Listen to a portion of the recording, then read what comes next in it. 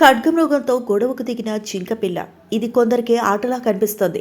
అయినా బలం కాదు, ధైర్యమే చరిత్రను మార్చుతుంది. పోలాండ్లోని ఓ జూలో జరిగిన ఈ ఘటన ఇప్పుడు ప్రపంచాన్ని ఆలోచింపచేస్తోంది. కేవలం 13 కిలోల బరువు ఉన్న జింకపిల్ల దాదాపు 1700 కిలోల బరువు ఉన్న ఖడ్గమృగానికి ఎదురెళ్ళింది. బలం, బరువు, భయంకరమైన ఆకారం ఏదీ దాని ధైర్యాన్ని ఆపలేకపోయింది. ఆ వీడియో ఇప్పుడు వైరల్ కావడంలో ఆశ్చర్యమేమీ లేదు.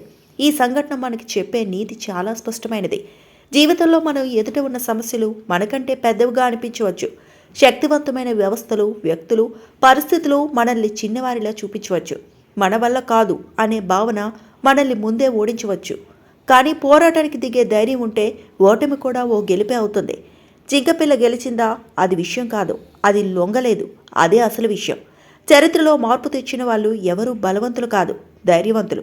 మౌనం వీడిన వాళ్ళు, భయాన్ని ఎదుర్కొన్న వాళ్ళు.